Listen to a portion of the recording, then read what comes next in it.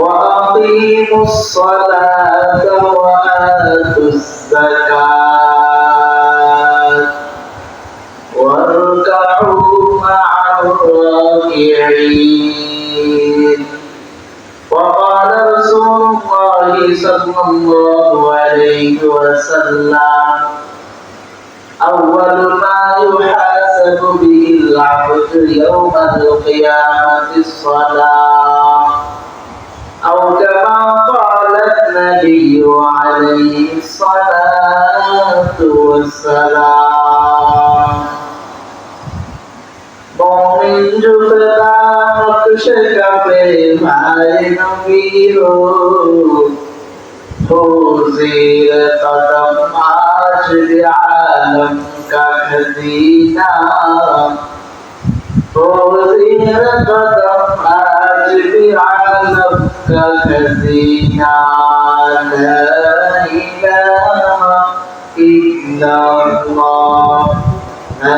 ला इलाहा इल्लल्लाह, ला इलाहा इल्लल्लाह, ला इलाहा इल्लल्लाह, ला इलाहा इल्लल्लाह, ला इलाहा इल्लल्लाह, ला इलाहा इल्लल्लाह, ला इलाहा इल्लल्लाह। আলহামদুলিল্লাহ, আল্লাহ পাক রব্বুল আলামিনের দরবারে অসংখ্য অগণিত শুকরিয়া যে মহান রব্বুল আলামিন আমাদেরকে বর্তমান এই ফিতনার জামানায় আমাদের সবাইকে দুনিয়ার বিভিন্ন খারাপ কাজ থেকে বাছাই করে আমাকে আপনাকে আল্লাহর ঘর মসজিদে আসিয়া কিছু কথা বলা এবং শোনার মতন এই তৌফিক দান করেছেন। এই জন্য সবাই অন্তরের স্থল থেকে কালিমাত শুকরিয়া আদায় করি আলহামদুলিল্লাহ। আসলে এলাকার মধ্যে অনেক মানুষ রয়েছে, কিন্তু অনেকে এখনো মসজিদে আসতে পারে নাই, আবার আমরা চলে আসছি। এগুলো সব আল্লাহ তাআলার নিয়ামত। এখনো অনেকে ঘোরাফেরা করে।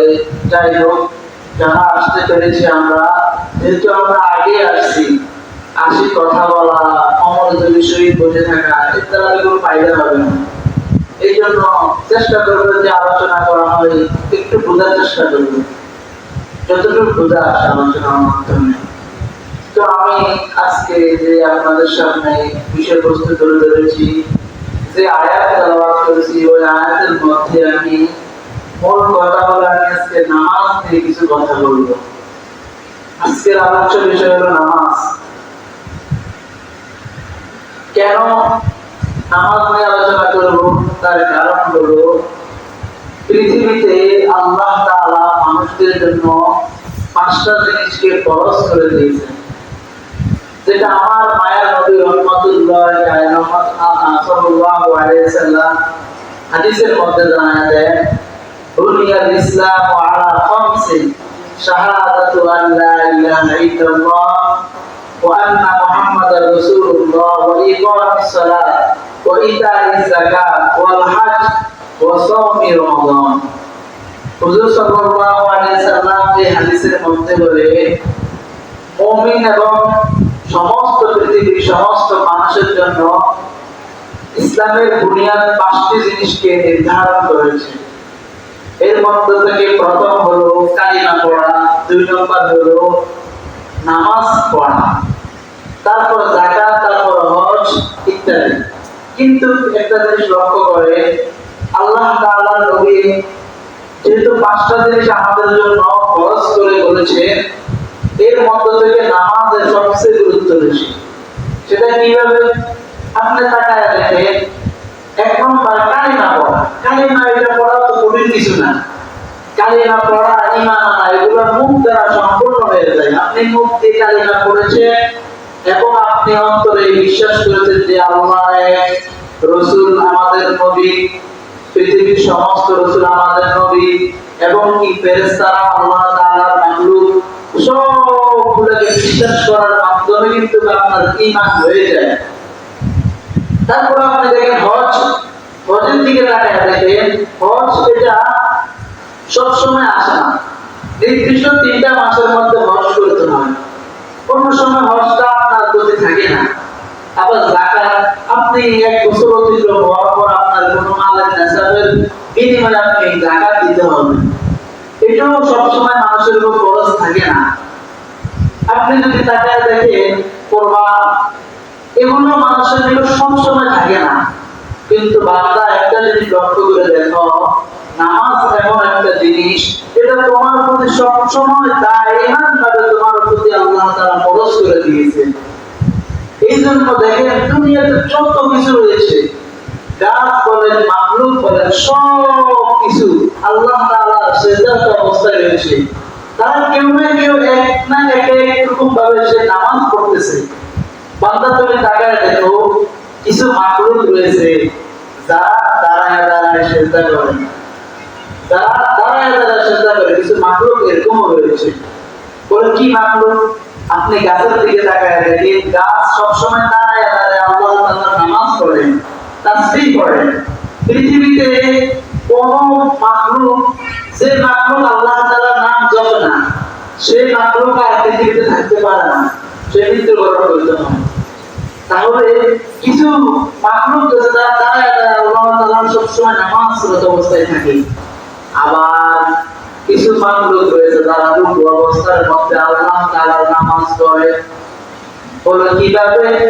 মাখলুকের মধ্যে কিছু মাখলুক এমন রয়েছে, গরু, ছাগল, উট, দুম্বা, ভেড়া, এগুলো সবসময় রুকুরত অবস্থার মধ্যে আল্লাহ তাআলার সেই নামাজ পড়তেছে। আবার কিছু মাখলুক রয়েছে সিজদারত অবস্থায় আল্লাহ তাআলার নামাজ পড়তেছে। বলে কিভাবে? সাপের দিকে তাকায় দেখো, সাপ সব সময় মাথা নিচু করে হাঁটে, মাথা নিচু করে চলে। কচ্ছপের দিকে তাকায় দেখো, মাথাটাকে নিচু করে চলে। মাছের দিকে তাকায় দেখো, মাছ সব সময় মাথাটাকে নিচু করে চলে। বলে কেন চলে জানি? মাছ সব সময় সিজদারত অবস্থায় আমার আল্লাহ তাআলার নামাজ পড়ে। সুবহানাল্লাহ। কি মনে করেছেন? বান্দা, আল্লাহ তাআলা এত মাখলুক সৃষ্টি করেছেন, এত মাখলুক সৃষ্টি করার পর কোন মাখলুক কি আল্লাহ পাকের ইবাদত থেকে খালি রাখেন নাই? এইগুলা কেন কেন জানি? পৃথিবীতে সব মাখলুকরা আমার আল্লাহর গোলামি করে, কিন্তু মানুষ ব্যতীত আর সব মাখলুক আল্লাহর গোলামি করে। অথচ আমরা মানুষ, আল্লাহ তাআলা আমাদেরকে দুনিয়ার মধ্যে শ্রেষ্ঠ জাতি হিসেবে বানাইছেন। কি করতেছো, কি করতেছে আমি আর আপনি? একটা গাছ আমার মালিকের নাম যখন জপা বন্ধ করে দেয়, আমার আল্লাহ তাআলা ওই গাছকে আর পৃথিবীতে বাঁচতে দেয় না। অথচ এর বিপরীত আমরা এমন মানুষ রয়েছি, কতদিন না পর্যন্ত আমার আল্লাহর কদমে সিজদা করি না। কিন্তু তাকায় দেখ, ওই দিক থেকে আমার ফসলের উন্নত রয়েছে, আমার মাছের চাষের উন্নত রয়েছে, আমার টাকার উন্নত রয়েছে, কিন্তু আমার আল্লাহ আমাকে তার বিপরীত মৃত্যু দান করেন না। কেন ভাই? তার কারণ তো অবশ্যই আছে। সে আগের যুগের নবীর উম্মতেরা, তারা যখন কোন একটা অপরাধ করেছে, আল্লাহ তাদেরকে সঙ্গে সঙ্গে শাস্তি দিয়ে দিত। তারা যখন কোন গুনাহের কাজ করত, আমার আল্লাহ তাদেরকে সঙ্গে সঙ্গে সেই গুনাহের শাস্তি আমার আল্লাহ দিয়ে দিত। কিন্তু আমার আল্লাহ এই উম্মতদেরকে শাস্তির মধ্যে পাঠান নাই। এত গুনাহ করি কেন একটু শাস্তি আমাদের মধ্যে সম্পূর্ণ হয় না? তার কারণ হলো আমার মায়ের নবীর দোয়া। তাহলে নামাজ, এই নামাজ সম্পর্কে কত গুরুত্ব দিয়েছে। আমার মায়ের নবী 1400 বছর আগে উম্মতের দুনিয়ার উম্মতরা ভালো করে শুনিয়া নাও। আমার মায়ের নবী বলে আউয়ালু মা ইউহাসাবু বিহিল আবদু ইয়াউমাল কিয়ামাতিস সালাহ। এই আল্লাহর গোলাম, মানুষের মধ্যে পৃথিবীতে আমরা মানুষকে থাকার পর আখিরাতে যাওয়ার পর আমাদের উদ্দেশ্য একটা, সেটা হলো জান্নাত। আবার মানুষ তুমি দুনিয়া থেকে অনেক সময় আমরা কামনা করি জান্নাতে। পৃথিবীতে যে মানুষটা নামাজ পড়ে না, যে মানুষটা রোজাও রাখে না, যে মানুষটা হজ করে না, যে মানুষটা যাকাত দেয় না, সব মানুষের একটাই উদ্দেশ্য, আমি কিয়ামতের দিন যেন জান্নাতে যাই। উদ্দেশ্য সবার এক, কেউ চায় না জাহান্নামে যাইতে। কিন্তু কপাল বড় খারাপ, নবীজি ডাক দিয়ে কয় মিফতাহুল জান্নাতিস সালাত। এর বান্দা, তুমি যদি জান্নাতে যেতে চাও, জান্নাতে যাইতে হলে তো জান্নাতের একটা চাবি লাগবে, চাবি লাগবে। ওই চাবিটা হলো জান্নাতের চাবি হলো নামাজ। বান্দা, যদি তোমার মধ্যে নামাজ না থাকে, তুমি ওই জান্নাতে যেতে পারবা না। কারণ একটা বিল্ডিং ঘরের মধ্যে ঢুকতে হলে আপনার যদি বিল্ডিং এর তালা লাগানো থাকে, তাহলে আপনি চাবি ছাড়া ঢুকতে পারবেন না। আবার মায়ের নবী বলে আউয়ালু মা ইউহাসাবু বিহিল আবদু ইয়াউমাল কিয়ামাতিস সালাহ। এরে আল্লাহর গোলাম, কিয়ামতের দিন আমার আল্লাহ তাআলা সর্বপ্রথম নামাজের হিসাব নেবে। এরে বান্দা, আল্লাহ তাআলা দুনিয়াতে কত খারাপ কাজ করেছো, ওই সব হিসাব আগে নিবে না, বলবে তুমি নামাজ কতটুকু পড়েছো। বান্দা, যদি তুমি প্রথম রাতে নামাজের মধ্যে ধরা খেয়ে যাও, তাহলে তোমার প্রত্যেকটা জায়গার মধ্যে তুমি ধরা খেয়ে যাইবা। তখন আফসোস করতে থাকবা, কেন নামাজ পড়ি নাই। একটু চিন্তা করে দেখেন ভাই, আল্লাহ তাআলা আমাদেরকে 24টা ঘন্টা আমাদেরকে দান করেছে, অথচ আল্লাহ তাআলা যদি বলতো তোমরা পুরো দিন নামাজ পড়ো, না পড়লে জাহান্নাম, উপায় আছে আমাদের নাই। কিন্তু আমার আল্লাহ এমন দয়ার মালিক, আমার আল্লাহ বান্দাকে বলে, রে বান্দা, সব সময় আমি আল্লাহর সিজদা কর, সব সময় আমি আল্লাহর ডাকো। বরং আমার আল্লাহ বলে, বান্দা, দৈনিক 24টা ঘন্টা আমি আল্লাহ তোকে দান করেছি, এর মধ্যে থেকে তুই কি একটা ঘন্টা আমার জন্য ব্যয় করতে পারবা না? হে বান্দা, আপনি ঘড়ির দিকে তাকিয়ে দেখেন, আপনি যদি 5 ওয়াক্ত নামাজ পড়েন, আপনার 1 ঘন্টার বেশি লাগবে না। অথচ আমরা যারা নামাজ পড়তে আসি, ফজরের নামাজ পড়তে আমাদের লাগে মাত্র 5 থেকে 6 মিনিট। এই 6 মিনিট সময় দেওয়ার কারণে আমরা আল্লাহ তাআলার গ্রেফতারি থেকে আপাতত বেঁচে গিয়েছি। তোমরা আপনি কেন পারবেন না? আসলে কিছুই করার নাই। কিভাবে বোঝাবো আপনাদেরকে? আমরা তো আজকে বুঝতে চাই না।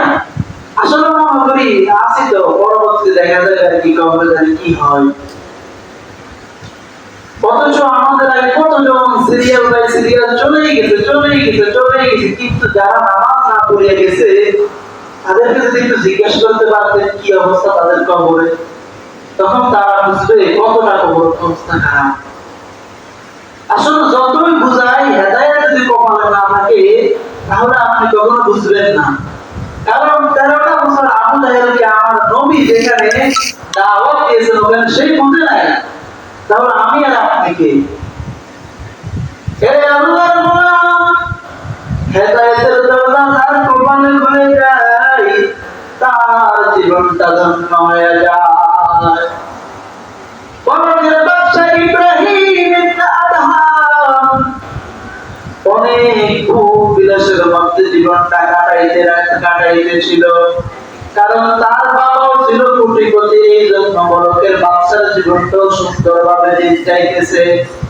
হঠাৎ করে কিছুদিন পর বরকের বাদশার বাবা ইন্তেকাল করে, এখন বরকের বাদশা তিনি ইব্রাহিম ইবনে আদহাম সিংহাসনে বসে গেলেন। সিংহাসনে বসার পর এত মজা, এত মজা, কত পরিবার রয়েছে তাকে পাহারা দেয়, কত নারী রয়েছে ফুল সজ্জা করে, কোনো কিছু নিজে করা লাগে না, অর্ডার দিয়া করে, কত আনন্দ, কত মজা। বাদশা ইব্রাহিম ইবনে আদহাম এই মজার মধ্যে পড়ে গেল, এত বিলাসের মধ্যে রয়েছে। হঠাৎ করে তার মধ্যে তিনটা ঘটনা তার জীবনের মধ্যে হয়ে গেল। তিনটা ঘটনার কারণে বাদশা ইব্রাহিম ইবনে আদহাম আমার আল্লাহর জন্য বড় পাগল হয়ে গেছে। বলে কি ঘটনা? একদিন বাদশা ইব্রাহিম ইবনে আদহাম রাহমাতুল্লাহি আলাইহির যে বিছানা রয়েছে, ওই বিছানাটা সুন্দর সুন্দর নারীরা প্রতিদিন সুন্দর করে ফুল দিয়ে পরিপাটি করে রাখতেন। একদিন এক খাদেমা ওই বিছানাটাকে সুন্দর করে ফুল দিয়ে সাজানোর পর চিন্তা করে, আমি এতদিন পর্যন্ত বাদশাহ এত সুন্দর করে সবগুলা সাজায় রাখি, জানি না এই বিছানার মধ্যে শুইতে কতটা মজা। এবার বান্দে চিন্তার মধ্যে পড়ে গেল, বান্দে এবার বলল না, আজকে একটু শুয়ে দেখি কতটা মজা লাগে। পুরো দিন কাজ কাম করার কারণে, ক্লান্ত হওয়ার কারণে শোয়া মাত্র ঘুম চলে আসলো। বাদশা ইব্রাহিম ইবনে আদহাম শোয়ার যখন সময় হলো, তখন বাদশা ইব্রাহিম ইবনে আদহাম দেখে তার পলকের মধ্যে একজন নারী খাদেমা শুয়েছে। বাদশার তো মাথা গরম, আমার জায়গা, আমার বিছানার মধ্যে এত বড় সাহস, তুমি শুয়ে রয়েছো। বাদশা দরবারকে ডাক দিয়ে বলে, দরবার কই, তাড়াতাড়ি চাবুক নিয়ে আসো। এত বড় সাহস সেই খাদেমা হওয়ার পর আমার বিছানার মধ্যে শুয়ে রইল, এত বড় সাহস কোথায় পেয়েছে? জলদি করে তাকে পেটের আঘাত করো। এবার ওই খাদেমাকে খুবির সাথে পাতিয়া জল্লাদ এমন মারা মারতে লাগলো, ওই খাদেমার কান্নার আওয়াজ, তার কান্না দেখিয়া মানুষের চোখের মধ্যেও পানি চলে আসলো। এবার মারতেছে মারতেছে, হঠাৎ করে খাদেমা একটু হঠাৎ করে হেসে দিল। বাদশা এইটা দেখি আরো রাগ, এটা কেমন বেয়াদবি, তুমি কেন হাসতেছো? বাদশা বলে,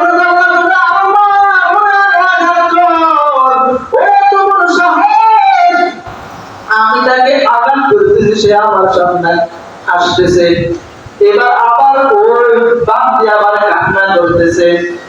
বাদশা এবার বলে, মনে হয় মাথার মধ্যে কোনো একটু সমস্যা হয়ে গেছে, ওর পেটের আঘাত বন্ধ করে দাও।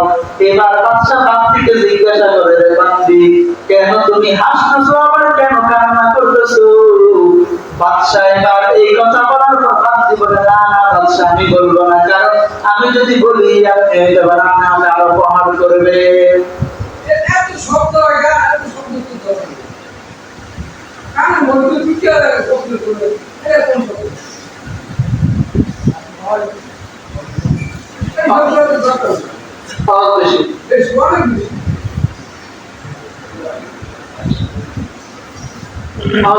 কমাই দিছি, এর মানে অনেক বেশি সব ঢুকে গান ঢুকে গান। আরে